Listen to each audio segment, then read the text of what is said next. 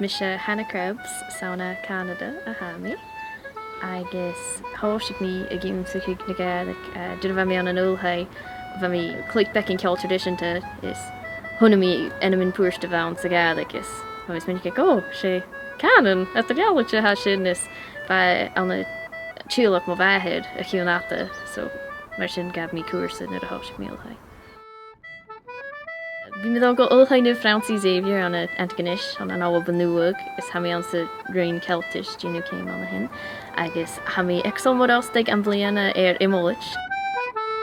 Ha mé bhí díú Gaelic is Conaltradh an Bliadhna, agus bheith mé géirí tíanán saibhs go bhfuil na cùrsaí chin fatanna theo in tróbhíon na Gaelic. Ha mé tóir giúmsachaidh had an Bliadhna agus anúte thuh léamh agus scríomh agus a bhí clacaigh gramad.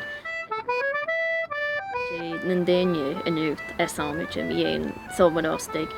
Ha mí Tachartasan Gàidhlig an Bliadhna seo as díoch gansaí an-uiridh de gunne á Gàidheal na theo is a ha géirí giúmsachaidh na Gaelic ha díoch mérbheoch a bhí Tachartasan an-uiridh de gunne sin agus ha bhuachteachas fíormheach go deoch. Chláirtear an gomód a bhí díú cùrsa chin ciúil at bheith mé an seo go deoch.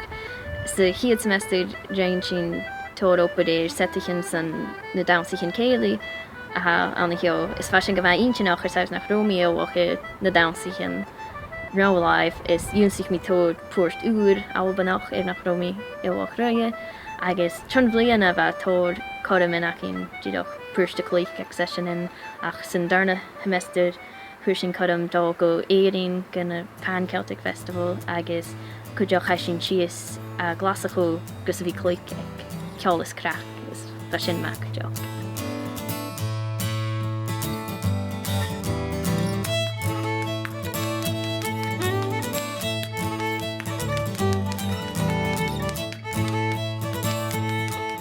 Mar farstin den Gaelic is Conaltradh chuir mí trí seachan teachad anna iomlaid.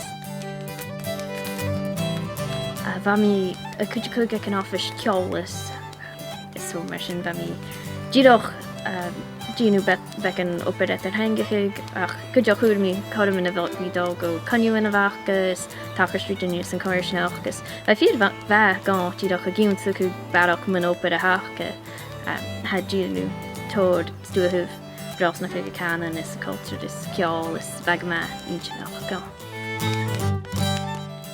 Ha mí firoch ag téachad ó Gaelic is bheith sin ar léamh meach go deoch. Ha Gaelic me chuide bhealach agus man ag caid sé páirst bhór gin cultúr na duine agus eachtarí is cóirsneach go deoch be a tóirs duine còmhla. Go mátháilte go bhfuil chodam iad a bhí acham Gaelic dúmsachaidh ha na páirst mór inis na mo bhéa. Tá mé dóchas go nuirín do gunne cùmhla a bhí ga dúmsacha agus a bhí ga clacha agus a bhí ga teachas. Dé gan bhí deisiil le Gaelic is Conaltradh an na heoach Sabhal Mòr Ostaig. Síla mí a Canada. Hánig tóir gunne bhó Alba go Alba Nuadh mar sin ha imimeach duine ag ha céalaich an bháidir le Alba is ha duine go má measal ar ceol agus anú te ceol na fíle is damsaigh is ha chuide gunne a ha háas de Brein na Gaelic. Ha an cultúr an na Alba Nuadh gus anú an cultúr Gaelach I buid go má mór chud I má bheith ha minis trí bliana chu seachad a giúnsachaidh na Gaelic is ha mér giúnsachaidh damsa céim is Hulúrúd mar sin a ha an leib cultúr na Gael is ha mí díoch ag Tachartasan imimeach duine ha anis na neo caratin is ha bhig sin ar a Tachartasan midó mí ar Gaelic dúnsachaidh.